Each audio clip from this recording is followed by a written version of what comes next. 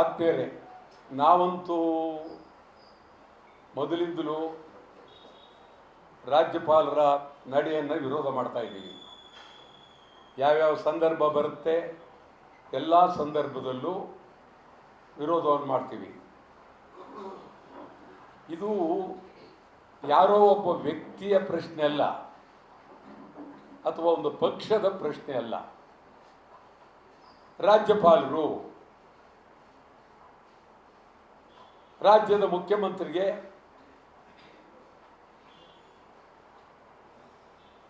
Summons, ಅದೊಂಥರ notice. ಮುಖ್ಯಮಂತ್ರಿಗೆ ರಾಜ್ಯಪಾಲರು ನೋಟಿಸ್ ಕೊಡೋದು, ಮುಖ್ಯಮಂತ್ರಿ ಮೇಲೆ ಪೊಲೀಸ್ನವರಾಗಲಿ ಸಂಬಂಧಪಟ್ಟಂಥ ಪೊಲೀಸ್ ಇಲಾಖೆಯ ಅಂಗಸಂಸ್ಥೆಗಳಾಗಲಿ ಅವರ ಮೇಲೆ ಮೊಕದ್ದಮೆ ಹೂಡಿ ಅವರನ್ನು ಬಂಧನ ಮಾಡೋದು. ಇದು ಬಹುಶಃ ಉತ್ತರದಲ್ಲಿ ಭಾಳ ನಡೆದೋಗಿದೆ. ಕೇಜ್ರಿವಾಲನು ಅವು ಏನೇನು ಕಥೆಯೋ ಅದೆಲ್ಲ ಅದಕ್ಕೂ ಇದಕ್ಕೂ ಸಂಬಂಧವೇ ಇಲ್ಲ. ಅವ್ರನ್ನ ಮಾಡಿದ್ದಾರೆ, ಜಾರ್ಖಂಡಲ್ಲಿ ಮಾಡಿದ್ದಾರೆ, ಎಲ್ಲ ಕಡೆಗೂ ಸುಮ್ಮನೆ ಇದು ಮಾಡ್ತಾ ಇದ್ದಾರೆ ಅಧಿಕಾರಕ್ಕೋಸ್ಕರ. ಕಾರಣ ಏನಂದ್ರೆ, ಇದು ಗವರ್ನರು ನನಗನ್ಸೋದು ಅವರು ಇತ್ತೀಚೆಗೆ ರಾಜ್ಯಪಾಲರು ಅಂದರೆ ಅವ್ರಿಗಿರುವ ಪರಮಾಧಿಕಾರ, ಸಂವಿಧಾನಬದ್ಧವಾದಂಥ ಅಧಿಕಾರ ಭಾಳ. ಆದರೆ ಅವರನ್ನು ಪ್ರಧಾನಮಂತ್ರಿಯವರು, ಗೃಹ ಮಂತ್ರಿಯವರು, ಕೇಂದ್ರ ಸರ್ಕಾರ ಇಡೀ ರಾಜಭವನವನ್ನು ಒಂದು ರೀತಿ ಗುಲಾಮಗಿರಿಯ ಸಂಕೇತವಾಗಿ ಮಾಡಿಕೊಂಡಿದ್ದಾರೆ. ಜೊತೆಗೆ ರಾಜ್ಯಪಾಲರು ಅಂದರೆ ನಾನು ಹೇಳ್ದಂಗೆ ಕೇಳಬೇಕು, ಕೇಳಿದ್ರೆ ಅಲ್ಲಿರ್ಬೋದು, ಇಲ್ಲ ಅಂದರೆ ನೀವು ಹೋಗ್ಬೋದು. ರಾಜ್ಯಪಾಲರು ಅಂದರೆ ರಬ್ಬರ್ ಸ್ಟಾಂಪ್. ರಾಜ್ಯಪಾಲರು ಅಂದರೆ ರಬ್ಬರ್ ಸ್ಟಾಂಪ್. ಕೇಂದ್ರ ಸರ್ಕಾರ ಈಗ ಏನಾಗಿದೆ, ಮಹಾರಾಷ್ಟ್ರದಲ್ಲಿ ರಾಜ್ಯಪಾಲ ಮಾಡಬಾರ್ದು ಅನಾಚಾರ ಮಾಡ್ತಾ ಇದ್ದಾರೆ, ತಮಿಳುನಾಡು ರಾಜ್ಯಪಾಲ ಮಾಡಬಾರ್ದು ಅನಾಚಾರ ಮಾಡ್ತಾ ಇದ್ದಾರೆ, ಕೇರಳ ರಾಜ್ಯಪಾಲ ಮಾಡಬಾರ್ದು ಅನಾಚಾರನ ಮಾಡ್ತಾ ಇದ್ದಾರೆ. ಇವ್ರಿಗೆ ಯಾರು ಅದು ಆಮೇಲೆ ಬಂಗಾಳ, ಪಶ್ಚಿಮ ಬಂಗಾಳ, ಆ ವ್ಯಕ್ತಿಯಂತೂ ಅತ್ಯಂತ ಹೀನಾಯವಾಗಿ ಅವ್ರ ಮೇಲೆ ಎಂತೆಂಥ ಕೇಸ್ಗಳಿದೆ. ರಾಜಭವನವನ್ನು ಹಾಳು ಮಾಡಿದ್ದಾರೆ, ಅವರಿನ್ನೂ ಅಲ್ಲೇ ಇದ್ದಾರೆ. ಈ ಥರ ಇಲ್ಲಿ ನಮ್ಮ ರಾಜ್ಯಪಾಲರು, ನನಗೆ ಅವ್ರ ಬಗ್ಗೆ ಗೌರವ ಇತ್ತು, ಬಹಳ ಗೌರವ. ಅವರು ಈ ಥರ ಕೈ ಹಾಕಿರಲಿಲ್ಲ, ಇದುವರೆಗೂ ಕೈ ಹಾಕಿರಲಿಲ್ಲ. ಯಾವಾಗ ಕೈ ಹಾಕಿದ್ರು ಅಂದರೆ JDSನವರು. ಇದಕ್ಕೆ ಮೂಲ ಕಾರಣ JDSನವರು. ಅವರು BJP ಜೊತೆ ಸೇರಿದ್ರು. BJP ಜೊತೆ ಸೇರಿ ತಮ್ಮ ಕಾರ್ಯವನ್ನು ಸಾಧನೆ ಮಾಡಬೇಕು ಅಂತೇಳಿ ಪ್ರಧಾನಮಂತ್ರಿಯವ್ರನ್ನ ಭೇಟಿ ಮಾಡಿದ್ರು, ಗೃಹ ಮಂತ್ರಿಯವ್ರನ್ನ ಭೇಟಿ ಮಾಡಿದ್ರು, ಎಲ್ಲ ಸುತ್ತಮುತ್ತ ಭೇಟಿ ಮಾಡಿ ಸಿದ್ದರಾಮಯ್ಯನ ಮೇಲೆ ವ್ಯಕ್ತಿದ್ವೇಷ, ಅವ್ರನ್ನ ಅವ್ರ ಪಕ್ಷದಿಂದ ಹೊರಗಾಕಿದ್ರು. ಸುಮಾರು 25 ವರ್ಷದ ಹಿಂದೆ ನಾನು ಶಾಸನಸಭೆಯಲ್ಲಿದ್ದೆ. ಯಾವ ಕಾರಣಕ್ಕೆ ಸಿದ್ದರಾಮಯ್ಯನವ್ರನ್ನ ನಿಮ್ಮ ಪಾರ್ಟಿಯಿಂದ ಹೊರಗಾಕಿದ್ರಿ? ಹಣಕಾಸಿನ ಸಚಿವರಾಗಿದ್ದರು, ಅವರನ್ನು ನೀವು ಏನಾಗಿದೆ ಅಂತ ಹೊರಗಾಕಿದೆ ಅಂತೇಳಿ ಭಾರಿ ದೊಡ್ಡ ಹೋರಾಟವನ್ನೇ ಶಾಸನಸಭೆಯಲ್ಲಿ ಮಾಡಿದೆ. ಇವತ್ತು ಏನಾಗಿದೆ ಅಂತ ಹೇಳಿದ್ರೆ, ಇವರ ಒಂದು ರಾಜಕೀಯಕ್ಕಾಗಿ ಈ ರಾಜ್ಯಪಾಲರನ್ನ ಬಲಿಪಶು ಮಾಡಿದ್ರು. ರಾಜ್ಯಪಾಲರನ್ನ ಬಲಿಪಶು ಮಾಡಿದ್ರು. ಸಿದ್ದರಾಮಯ್ಯನವ್ರನ್ನ ಹರಕೆಯ ಕುರಿ ಮಾಡಿದ್ರು. ಸಿದ್ದರಾಮಯ್ಯನವ್ರನ್ನ ಹರಕೆಯ ಕುರಿ ಮಾಡಿದ್ರು. ಪ್ರಧಾನಮಂತ್ರಿಯವರಿಗೆ ನೇರವಾಗಿ ಹೇಳ್ತೀನಿ, ಅವರಿಗೆ ಕರ್ನಾಟಕದ ಇಬ್ಬರ ಮೇಲೆ ಬಹಳ ಕಣ್ಣು ನಿಗಾ. ಒಬ್ಬರು ಮಲ್ಲಿಕಾರ್ಜುನ ಖರ್ಗೆ, ಅದ್ಭುತ. ನಾವು ಖರ್ಗೆ ಬಗ್ಗೆ ಸಂಪೂರ್ಣ ಕೈ ಎತ್ತೀನಿ. ವಿರೋಧ ಪಕ್ಷದ ನಾಯಕರಾಗಿ ಲೋಕಸಭೆಯಲ್ಲಿ ಅದ್ಭುತವಾದ ಕೆಲಸ ಮಾಡಿದ್ರು. ಈಗ ರಾಜ್ಯಸಭೆಯಲ್ಲಿ ವಿರೋಧ ಪಕ್ಷದ ನಾಯಕರಾಗಿ ಅದ್ಭುತವಾಗಿ ಕೆಲಸ ಮಾಡಿದ್ರು. ಅವರ ಮಾತು ದಾಟಿ ಅವರ ಹೋರಾಟ ಅದು ಪ್ರಧಾನಮಂತ್ರಿಯವರಿಗೆ ಹಿಡಿಸ್ತಾ ಇಲ್ಲ. ಇಲ್ಲಿ ಇಡೀ ದೇಶದ ಎಲ್ಲ ಮುಖ್ಯಮಂತ್ರಿಗಳ ಪೈಕಿ ಸಿದ್ದರಾಮಯ್ಯನವರು ಒಂದು ರೀತಿ ನಯ, ವಿನಯ, ಗಾಂಭೀರ್ಯ, ಪ್ರೀತಿ, ನಡೆ ಇಷ್ಟೆಲ್ಲ ಇರ್ತಕ್ಕಂಥ ಒಬ್ಬ ವ್ಯಕ್ತಿ. ಇವರನ್ನು ನೀವು ಬಹಳ ದಿವಸದಿಂದ ಕಾಯ್ತಾ ಇದ್ರಿ. ನಮ್ಮ ಪ್ರಧಾನಮಂತ್ರಿಯವರು ಒಂದು ಸಭೆಯಲ್ಲಿ ಮಾತನಾಡ್ತಾ ಮಿಸ್ಟರ್ CM ಅಂದ್ಬಿಟ್ಟು ಈ ಕಡೆ ಅವ್ರ ಮುಖಕ್ಕೆ ಹೇಳ್ತಾ ಇದ್ರು. ಅಂದರೆ ಅದು ಒಳ್ಳೆ ಮಾತಿಗೆ ಹೇಳಿದ್ರು, ಆದರೂ ಪ್ರಧಾನಮಂತ್ರಿಯವರಿಗೆ ನಮ್ಮ ಮುಖ್ಯಮಂತ್ರಿಯವ್ರ ಮೇಲೆ ಬಹಳ ಗಾಂಭೀರ್ಯ. ಇವತ್ತು ನಾನೇನು ಹೇಳ್ತೀನಿ ಅಂತಂದರೆ, ಸಿದ್ದರಾಮಯ್ಯನವರನ್ನ ಬಿಟ್ಟರೆ ಕಾಂಗ್ರೆಸ್ನಲ್ಲೂ ಯಾರಿಲ್ಲ. ಸಿದ್ದರಾಮಯ್ಯನವ್ರು ಬಿಟ್ಟರೆ BJPಲೂ ಯಾರಿಲ್ಲ. ಸಿದ್ದರಾಮಯ್ಯನ ಬಿಟ್ಟರೆ JDSನಲ್ಲೂ ಯಾರಿಲ್ಲ. ಆಯಿತು, ಸಿದ್ದರಾಮಯ್ಯ ಬನ್ನಿ ಈ ಕಡೆ ಮನೆಗೆ ಹೋಗಿ. ಯಾರು ಕಾಂಗ್ರೆಸ್ನಲ್ಲಿ ಯಾರಿದ್ದಾರೆ? ಮಂತ್ರಿಗಳಾಗಲಿ ಶಾಸಕರಾಗಲಿ ಯಾರಿದ್ದಾರೆ? ಖರ್ಗೆ ಅಲ್ಲಿರ್ತಾರೆ. ಸಿದ್ದರಾಮಯ್ಯ ಬಿಟ್ರಿ ಸತ್ಯ ಮಾತಾಡೋಣ. BJPಲಿದ್ದಾರಾ? JDS ಇದ್ದಾರಾ? ಸತ್ಯ ಮಾತಾಡೋಣ. ಸುಮ್ಮನೆ ಏನೇನೋ ಮಾತಾಡೋಕೆ ಹೋಗಬೇಡಿ. ಗಂಭೀರವಾಗಿ ಒಬ್ಬ ವ್ಯಕ್ತಿ ಮುಖ್ಯಮಂತ್ರಿಯಾಗಿ ಗಾಂಭೀರ್ಯವಾಗಿ ಗೌರವವಾಗಿ ಎಲ್ಲರ ಮನವನ್ನು ಗೆದ್ದು ನಡ್ಕೊಂಡು ಹೋಗ್ತಾ ಇದ್ದಾರೆ. ನಾವು ಅವರ ಪಕ್ಷಕ್ಕೆ ಬೆಂಬಲವಲ್ಲ, BJP ಬೆಂಬಲವೂ ಅಲ್ಲ.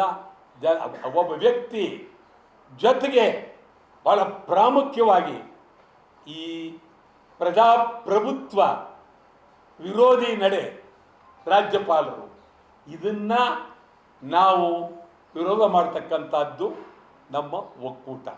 ನಾನು ಹೇಳ್ತೀನಿ, ಪಾದಯಾತ್ರೆ ಮಾಡಿದ್ರಿ. ಪಾದಯಾತ್ರೆಯಲ್ಲಿ ಯಾರ್ಯಾರಿದ್ರಿ? ಏನು ನಿಮ್ಮ ಪಾದಯಾತ್ರೆ ಎಲ್ಲ ಸತ್ಯಹರಿಶ್ಚಂದ್ರ? ಎಲ್ಲ ಜೈಲಿಗೆ ಹೋಗಿದ್ದವರು, ಜೈಲಿಗೆ ಹೋಗ್ಬೇಕಾದವರು, ಜೈಲಿಂದ ಬಂದವರೇ ಇದ್ರಿ. ಮೈಸೂರಲ್ಲಿ ಕಾಂಗ್ರೆಸ್ ಸಭೆ, ಅಲ್ಲೂ ಏನು ಎಲ್ಲ ಪರಮ ಪವಿತ್ರ ಇದ್ರ? ಎದ್ದು ಕಾಣಿದ್ದು ಅಲ್ಲೂ ಸಿದ್ದರಾಮಯ್ಯ. ಅದು ಬಿಟ್ಟು ಇನ್ಯಾರು ಕಾಣಲಿಲ್ಲ. ಇದು ಭಾಳ ಗಂಭೀರವಾಗಿ ನಾವು ಚಿಂತನೆ ಮಾಡಬೇಕಾಗಿದೆ. ಸಿದ್ದರಾಮಯ್ಯನ ಮೇಲೆ ನೀವು ಕಾನೂನು ಕ್ರಮ ಜರುಗಿಸ್ಬೋದು ಅಂತೇಳಿ ನೋಟಿಸ್ ಜಾರಿ ಮಾಡಬೇಕಾದ್ರೆ ಯಾವ ಆಧಾರದ ಮೇಲೆ ಮಾಡಿದ್ರಿ? ಒಬ್ಬ ವ್ಯಕ್ತಿ, ಈಗಾಗಲೇ ನಿಮಗೆ ಗೊತ್ತಿದೆ, ಮತ್ತೆ ಮತ್ತೆ ಹೇಳಬೇಕಾಗಿಲ್ಲ, 25 ಲಕ್ಷ ರೂಪಾಯಿ ಸುಪ್ರೀಂ ಕೋರ್ಟ್ನಲ್ಲಿ ನೀನು ಬ್ಲ್ಯಾಕ್ ಮೇಯರ್ ಅಂತೇಳಿ ಅವನ ಮೇಲೆ ಚೀಮಾರಿ ಹಾಕಿದ್ದಾರೆ. ಅವ್ರದ್ದು ಇದೇ ಕೆಲಸ. ನಮ್ಮ ರಾಜಕಾರಣಿಗಳಿದಾರಲ್ಲ ಇಲ್ಲಿ. ಹಿಂದೆ ಟಿಪ್ಪು ಸುಲ್ತಾನ್ ಕಾಲದಲ್ಲಿ ಅವನ ಬಾಮ್ಮೈದನೇ ಬೆಂಗಳೂರು ಅವನ ಕೈಲಿತ್ತು, ಮೀರ್ ಸಾದಕ್ ಅಂತೇಳಿ. ಅವನು ಟಿಪ್ಪು ಸುಲ್ತಾನ್ನೇ ಮುಗಿಸ್ಬಿಟ್ಟ. ಆ ರೀತಿ ಮೀರ್ ಸಾದಕ್ನವರು ಈ ಪಾರ್ಟಿಗಳಲ್ಲಿ ಕೆಲವಿದ್ದಾರೆ. ಇವರು ಸಿದ್ದರಾಮಯ್ಯನವ್ರನ್ನ ಗುರಿ ಇಟ್ಕೊಂಡ್ರು. ನಾವು ಹೇಳ್ತಾ ಇದ್ದೀನಿ, ಪ್ರಾಮಾಣಿಕವಾಗಿ ಹೇಳ್ತೀನಿ, ಕಾಂಗ್ರೆಸ್ಸು ಮುಖ್ಯಮಂತ್ರಿ ಅಂತಲಲ್ಲ, ಒಬ್ಬ ಪ್ರಜಾಪ್ರಭುತ್ವವಾದಿ, ಒಬ್ಬ ಪ್ರಜಾಪ್ರಭುತ್ವ ಬಗ್ಗೆ ಇರತಕ್ಕಂಥ ವ್ಯಕ್ತಿ ಸಿದ್ದರಾಮಯ್ಯ. ಸಿದ್ದರಾಮಯ್ಯನ ಬಿಟ್ಟು ಯಾರಿದ್ದಾರೆ ಹೇಳ್ರಿ? ಇಂಥವ್ರು ಇದ್ದಾರೆ ಅಂತ ನೀವು ಹೇಳ್ಬಿಟ್ರೆ ನಾನು ಶರಣಾರ್ಥಿ. ಇದು ಈಗ ಸಿದ್ದರಾಮಯ್ಯನವ್ರಿಗೆ 86 86ವರೆಗೂ ಇರಲಿ, ನಂದೇ ಅಭ್ಯಂತರ ಇಲ್ಲ. 76 86ವರೆಗೆ ಕೈ ಕಾಲು ಎಲ್ಲ ಭದ್ರ ಇದ್ದರೆ ಅಲ್ಲಿವರೆಗೂ ಇರಲಿ, ನಮ್ಮದೇ ಅಭ್ಯಂತರ ಇಲ್ಲ. ಅದು ಬಿಟ್ಟರೆ ನೆಕ್ಸ್ಟ್ ಯಾರು ಅನ್ನೋದನ್ನು ನಾವು ಆಲ್ ಇಂಡಿಯಾ ಜಾಹೀರಾತು ಕೊಡಬೇಕಾಗುತ್ತೆ, ಎಲ್ಲಿ ಯಾರು ಏನು ಎತ್ತ ಅಂತ. ಆ ಪರಿಸ್ಥಿತಿ ಮುಂದೇನೇನಾಗುತ್ತೋ ಗೊತ್ತಿಲ್ಲ. ನಾನು ನಿಮ್ಗೆ ಹೇಳೋದಾದರೆ ಸಿದ್ದರಾಮಯ್ಯನವ್ರಿಗಿಂತಲೂ ಹಿರಿಯ, ಯಡಿಯೂರಪ್ಪನಿಗಿಂತಲೂ ಹಿರಿಯ. ಈಗ ಯಡಿಯೂರಪ್ಪ ಹೋದ, ಯಡಿಯೂರಪ್ಪನ ಮಗ, ಹೌದಾ? ಏನು ಮಾತಾಡ್ತಾನೆ ಶಿವ ಬೇಡ ಏನು ಹಿಂಗೆ. ಆಮೇಲೆ ನೀವು ಕಾಂಗ್ರೆಸ್ ಕಡೆಯಿಂದ ಮತ್ತು JDS ಕಡೆಯಿಂದ ಕೇಳಿರ್ಬೋದು, ಇಬ್ಬರು ಏನು ಮಾತಾಡ್ತಾರೆ ಅಂದರೆ ಬಾಯಿಗೆ ಬಂದಂಗೆ ಮಾತಾಡ್ತಾರೆ. ಒಬ್ಬ JDSನಲ್ಲಿ ತೀರ ಕೆಟ್ಟಾಗಿ, ಇನ್ನೊಬ್ಬರು ಕಾಂಗ್ರೆಸ್ನಲ್ಲಿ.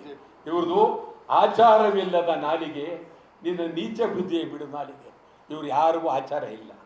ನಾಲಿಗೆ ಮಾತಾಡ್ಬೇಕಾರೆ ನಿಮ್ಗೆ ಹೇಳೋದಾದರೆ ಕುಮಾರಸ್ವಾಮಿ ಸರಿಯಾಗಿ ಮಾತಾಡ್ತಾ ಇಲ್ಲ. ಈ ಕಡೆ ಇಲ್ಲಿ ನೀವೇ ಹೆಸರಿಟ್ಬಿಟ್ಟಿದ್ದೀರಿ.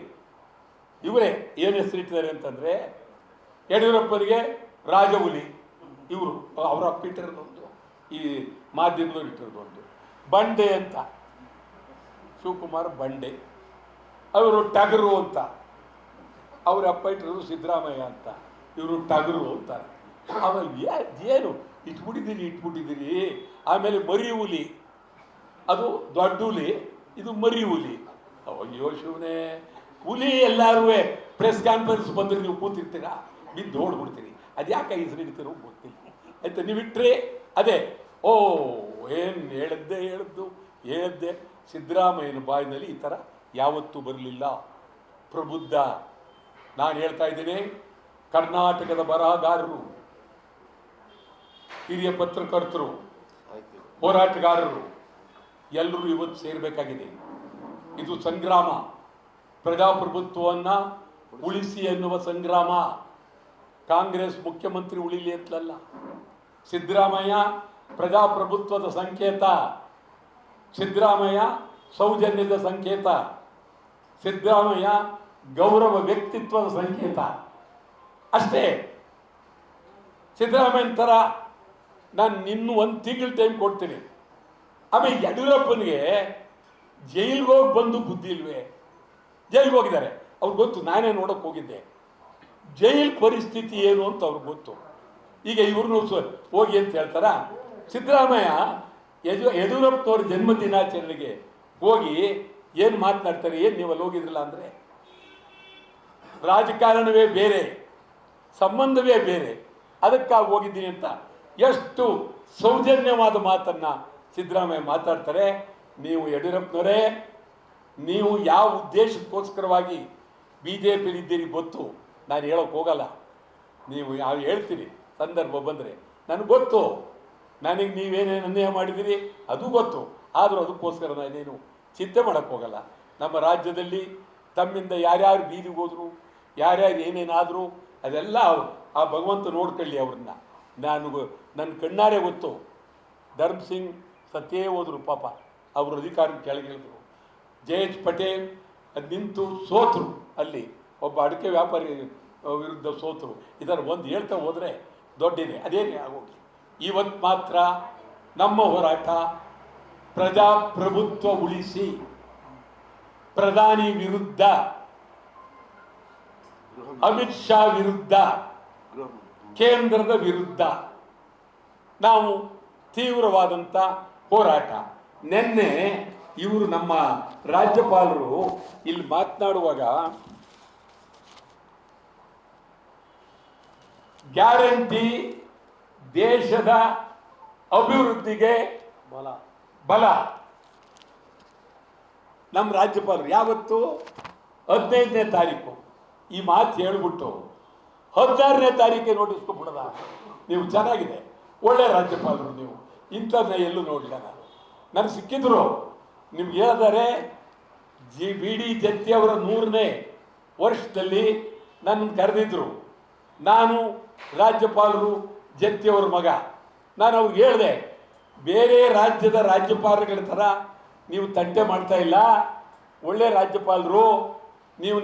ನಿಮ್ಮ ರಾಜ್ಯಕ್ಕೆ ಹೋಗಬೇಡಿ, ನಮ್ಮ ರಾಜ್ಯದಲ್ಲಿ ಇರಿ, ಆದರೆ ಕನ್ನಡ ಕಲ್ತ್ಕೊಳ್ಳಿ, ಒಬ್ಬ ಕನ್ನಡ ಪಂಡಿತರು ಇಟ್ಕೊಳ್ಳಿ. ನಿಮ್ಮ ಅದೃಷ್ಟ ನಾನು ಶಾಸನಸಭೆಯಲ್ಲಿ ಇಲ್ಲ, ಇದ್ದಿದ್ರೆ ನಿಮ್ಮನ್ನು ಬಿಡ್ತಿರ್ಲಿಲ್ಲ ಅಂತ ನೇರವಾಗಿ ಹೇಳಿದೆ. ಭಾಳ ಪ್ರೀತಿಯಿಂದ ನಕ್ಕರು, ಗೌರವ ಎಲ್ಲ ಮಾಡಿದ್ರು.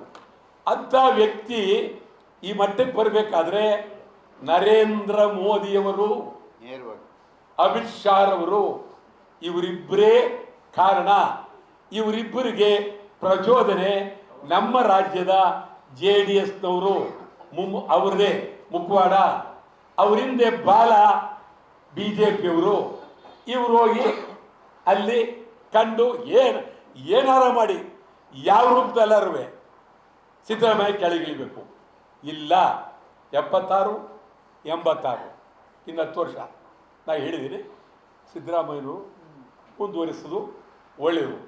ಇದಕ್ಕಾಗಿ ಪ್ರಜಾಪ್ರಭುತ್ವ ಉಳಿಸೋದಕ್ಕೆ ರಾಜ್ಯಪಾಲರಿಗಿರುವ ಈ ನೋಟಿಸ್ ಅಧಿಕಾರ ಹಿಂದಕ್ಕೆ ಪಡೆಯೋದಕ್ಕೆ ನಾವು ಇದಕ್ಕಾಗಿ ಲೋಕಸಭೆಯಲ್ಲಿ ಚರ್ಚೆ ಆಗಬೇಕು. ರಾಜ್ಯಪಾಲರ ಅಧಿಕಾರವನ್ನು ಹಿಂದಕ್ಕೆ ಪಡಿಬೇಕು.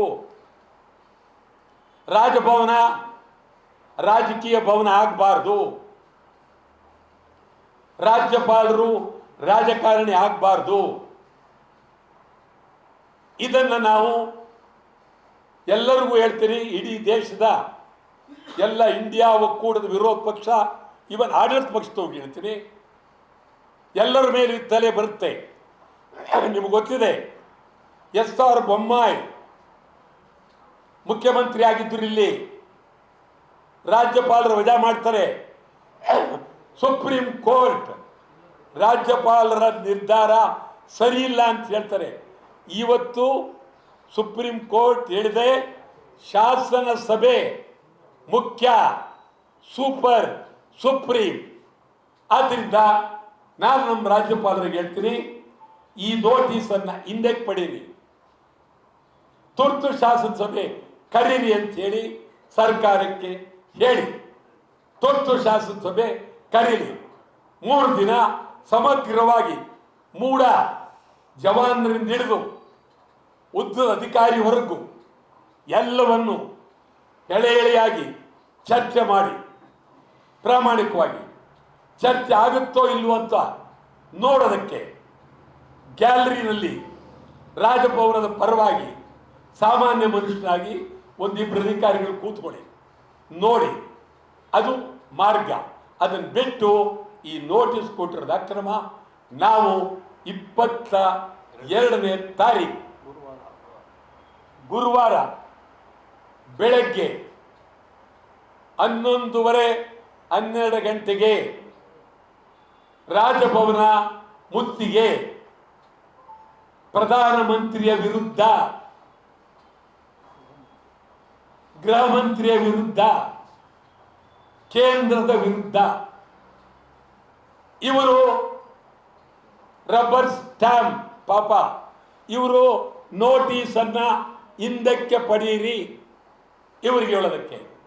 ಮತ್ತು ನಮ್ಮವರು ರಾಜ್ಯಪಾಲರನ್ನ ಹಿಗ್ಗಾಮುಗ್ಗ ಫೋಟೋ ಹಾಕಿ, ನಾಮ ಹಾಕಿ, ತಲೆ ಮೇಲೆ ಅದೇನೇನೋ ಮಾಡಿದ್ದೀರಿ, ಮಾಡಬೇಡಿ. ರಾಜ್ಯಪಾಲರು ಅವರು ರಬ್ಬರ್ ಸ್ಟ್ಯಾಂಪ್ ಆಗಿದ್ದಾರೆ. ಅವ್ರನ್ನ ಅವರ ಪರಿಸ್ಥಿತಿ ಯಾರಿಗೂ ಬೇಡ.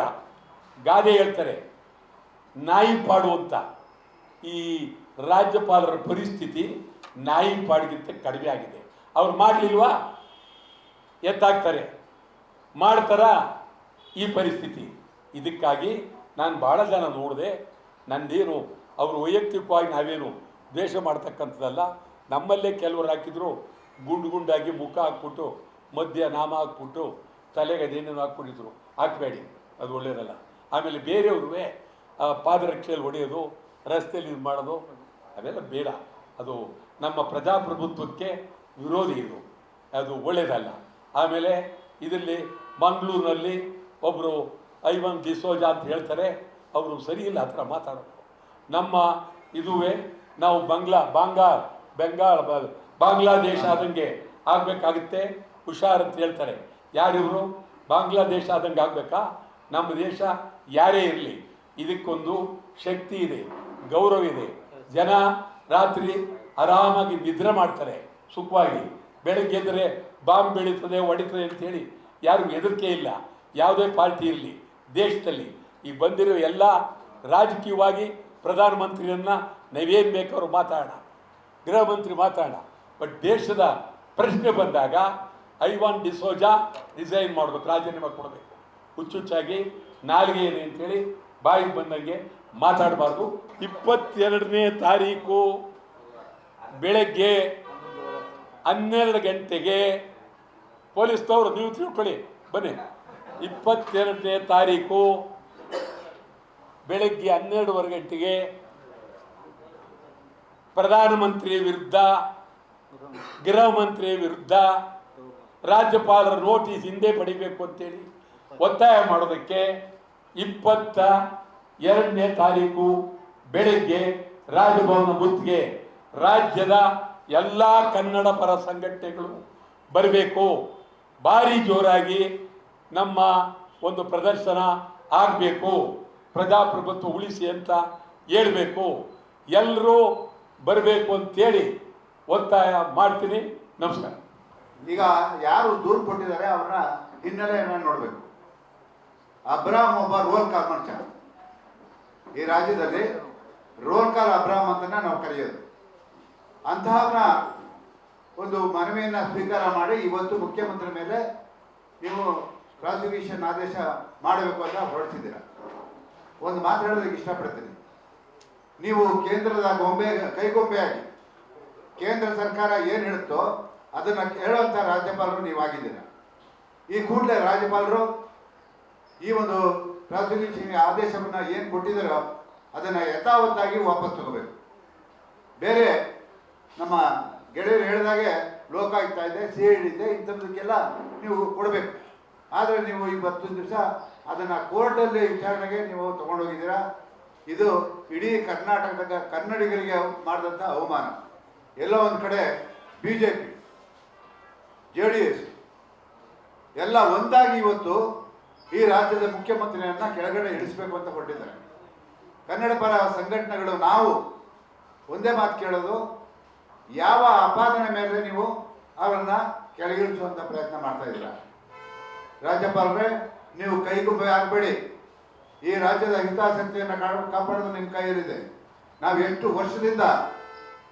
ವರ್ಷದಿಂದ ಮೇಕೆದಾಟು ಅಣೆಕಟ್ಟು ಆಗಬೇಕು, 4 ಜಿಲ್ಲೆಗಳಿಗೆ ನೀರು ಕೊಡಬೇಕು ಅಂತ ಹೇಳ್ಬಿಟ್ಟು ನಾವು ಹೋರಾಟ ಮಾಡ್ತಾ ಇದ್ದೀವಲ್ಲ, ಇದನ್ನ ಯಾವತ್ತಾದ್ರೂ ಕೇಂದ್ರ ಸರ್ಕಾರಕ್ಕೆ ತಲುಪಿಸಿದ್ದೀರಾ? ನೀವು ನಾಚಿಕೆ ಆಗಬೇಕು ನಿಮಗೆ. ಗಡಿ ಸಮಸ್ಯೆಗೆ ನಮ್ಮ ಕಣ್ಣು ಮುಂದೆ ಇದೆ. ಮಹದಾಯಿ ಯೋಜನೆ ಆಗಬೇಕು ಅಂತ ಹೇಳಿ ಉತ್ತರ ಕರ್ನಾಟಕದ ಜನ ಬಾಯಿ ಪಡ್ಕೊಳ್ತಾ ಇದ್ದಾರೆ. ಇವತ್ತೇನಾದ್ರೂ ಅದರ ಬಗ್ಗೆ ಕೇಂದ್ರ ಸರ್ಕಾರಕ್ಕೆ ಏನಾದರೂ ಮಾಹಿತಿಯನ್ನು ಕೊಟ್ಟಿದ್ದೀರಾ? ಕಾವೇರಿ ವಿಚಾರದಲ್ಲಿ ಏನಾದರೂ ಮಾಹಿತಿಯನ್ನು ಕೊಟ್ಟಿದ್ದೀರಾ? ಮೇಕೆದಾಟು ವಿಚಾರ ಬಗ್ಗೆ ನೀವೇನು ಕೇಂದ್ರ ಸರ್ಕಾರಕ್ಕೆ ಒಂದು ಮನವಿಯನ್ನು ಸಲ್ಲಿಸಿಲ್ಲ? ಕರ್ನಾಟಕದ ಕನ್ನಡಿಗರ ಕೂಗಿ ಹಿಂಗಿದೆ, ಇದಕ್ಕೆ ನೀವು ಸ್ಪಂದಿಸಬೇಕು ಅಂತ ನಿಮ್ಮ ಪ್ರಧಾನಮಂತ್ರಿಯವರಿಗೆ ಏನಾದರೂ ಕೇಳಿದ್ದೀರಾ? ಏನು ಇಲ್ತಾನೆ ಇವತ್ತು ಏಕಾಏಕಿ ಇಂಥ ನಿರ್ಧಾರ ತಗೊಂಡಿರೋದಕ್ಕೆ ಇಡೀ ಕರ್ನಾಟಕದ ಜನ, ನಾವೆಲ್ಲರೂ ಕೂಡ ಕನ್ನಡ ಪರ ಸಂಘಟನೆಗಳು ನಾವು ವಿರೋಧ ಮಾಡ್ತಾ ಇದ್ದೀವಿ. ಕೂಡಲೇ ಯಥಾವತ್ತೆ ನಾನು ಹೇಳೋದಿಷ್ಟೇ, ನಾಲಾಯಕ ರಾಜ್ಯಪಾಲರು ಈ ರಾಜ್ಯದಲ್ಲಿ ಇದ್ದಾರೆ. ಕೂಡಲೇ ಕೇಂದ್ರ ಸರ್ಕಾರ ಅವರನ್ನು ವಾಪಸ್ ಕರ್ಸ್ಕೋಬೇಕು. ಇಲ್ಲ ಅಂದರೆ ಮುಂದಿನ ದಿನಗಳಲ್ಲಿ ಯಾವುದೇ ಘಟನೆ ನಡೆದರೂ ನೇರವಾಗಿ ಈ ರಾಜ್ಯದ ರಾಜ್ಯಪಾಲರೇ ಹೊಣೆ ಹೊರಬೇಕಾಗುತ್ತೆ ಮಾತನ್ನು ಈ ಸಂದರ್ಭದಲ್ಲಿ ಹೇಳ್ತಾ ಇದ್ದೀವಿ. ನಾವೆಲ್ಲರೂ ಸೇರಿ ನಮ್ಮ ನಾಯಕರು ನಾಳಿನ ನಿರ್ಧಾರವನ್ನು ಅವ್ರು ಹೇಳ್ತಾರೆ. ಈ ಒಂದು ಪ್ರಾಸಿಕ್ಯೂಷನ್ಗೆ ಆದೇಶವನ್ನು ಕೂಡಲೇ ಹಿಂಪಡಿಬೇಕು ಅಂತ ಹೇಳ್ಬಿಟ್ಟು, ಯಾಕೆಂತ ಹೇಳಿದ್ರೆ ಎಲ್ಲ ಚರ್ಚೆ ಆಗುತ್ತೆ, ಎಲ್ಲ ಯೋಚನೆ ಮಾಡ್ತಾರೆ. ಅಬ್ರಾಮ್ ಏನು, ಆ ಸ್ನೇಹಿಮಯಿ ಕೃಷ್ಣ ಏನು, ಅವನು ರೌಡಿ ಶೀಟ್, ಇಬ್ರು ಎಲ್ಲ ಹಿನ್ನೆಲೆ ಎಲ್ಲ ನೀವು ಗಮನಿಸ್ಬೇಕಲ್ಲ. ನೀವು ನೋಡಿಲ್ವಾ ಪತ್ರಿಕೆಗಳಲ್ಲಿ? ನೋಡಿಲ್ವಾ ನೀವು ಪತ್ರಿಕೆಗಳಲ್ಲಿ ಅಬ್ರಾಮ್ ಬಗ್ಗೆ ಬಂದಿರೋದನ್ನು ನೋಡಿಲ್ವಾ? ನಮ್ಮ ಮಾಧ್ಯಮದಲ್ಲಿ, ನಮ್ಮ ಟೆಲಿವಿಷನ್ ಮಾಧ್ಯಮದಲ್ಲಿ ವಿಸ್ತಾರವಾಗಿ ಅದನ್ನ ವರದಿಯನ್ನ ಹೇಳಿದ್ದಾರೆ. ಅವ್ರು ಲಂಚ ತಗೋತಾ ಇರೋದು, ಅವ್ರು ಹಿಡ್ತಾ ಇರೋದು ಎಲ್ಲ ಹೇಳಿದ್ದಾರೆ. ಇದನ್ನ ಗೌರವ ನೋಡಿಲ್ವ ನೀವು? ಇಂಥ ವ್ಯಕ್ತಿಗಳು ಕೊಟ್ಟಿದ್ದಕ್ಕೆ ಇಂಥ ವ್ಯಕ್ತಿಗಳು ಕೊಟ್ಟ ದೂರನ್ನ ನೀವು ತಗೊಂಡಿದ್ದೀರಲ್ಲ, ನೀವು ಎಂಥ ರಾಜ್ಯಪಾಲರು ಅನ್ನೋದು ಇಡೀ ಜಗತ್ತಿಗೆ ಗೊತ್ತಾಗುತ್ತೆ. ಹಾಗಾಗಿ ಇವತ್ತು ನಾವು ಸಿದ್ದರಾಮಯ್ಯನವರ ಪರವಾಗಿ ಇವತ್ತು ಈ ಒಂದು ಪತ್ರಿಕಾಗೋಷ್ಠಿಯನ್ನು ಕೊಡ್ತಿದ್ದೀವಿ. ಯಾವುದೇ ಕಾರಣಕ್ಕೂ ಸಿದ್ದರಾಮಯ್ಯನವರು ರಾಜೀನಾಮೆಯನ್ನ ಕೊಡಬಾರದು. ಯಾಕೆಂತ ಹೇಳಿದ್ರೆ ರಾಜೀನಾಮೆಯನ್ನ ಕೊಟ್ರೆ ಕೇಂದ್ರ ಸರ್ಕಾರ ಇವತ್ತು ಏನು ಇಲ್ಲಿ ಆಡಳಿತದಲ್ಲಿ ಕಾಂಗ್ರೆಸ್ ಇದೆಯೋ ಈ ಕಾಂಗ್ರೆಸ್ನ ಹೊಡಿಬೇಕು ಅನ್ನೋದು ಅವರ ಹುನ್ನಾರ ಆಗಿದೆ. ಆದ್ರಿಂದ ಇದಕ್ಕೆ ಯಾವುದೇ ಕಾರಣದಲ್ಲೂ ನಾವಂತೂ ಆಸ್ಪದ ಕೊಡಲ್ಲ ಅಂತ ಮತ್ತೊಮ್ಮೆ ಕನ್ನಡದ ಒಕ್ಕೂಟದ ಎಲ್ಲ ಮುಖಂಡರು ನಾವು ತೀರ್ಮಾನ ಮಾಡಿದ್ದೀವಿ. ಈ ಒಂದು ಆದೇಶ ಹಿಂಪಡಿದೆ ಹೋದ್ರೆ ಮುಂದಿನ ಆಗುಹೋಗುಗಳ ಬಗ್ಗೆ ನಾನು ಆಗಲೇ ಹೇಳಿದೆ. ಮತ್ತೆ ಅವರು ನೇರವಾಗಿ ಹೊಣೆ ಹಾಕ್ತಾರೆ. ಈ ಕೂಡಲೇ ರಾಜ್ಯಪಾಲರನ್ನ ಕೇಂದ್ರ ಸರ್ಕಾರ ವಾಪಸ್ ಕಳಿಸ್ಕೋಬೇಕು ಅಂತ ಹೇಳ್ಬಿಟ್ಟು ಒತ್ತಾಯ ಮಾಡ್ತಾರೆ.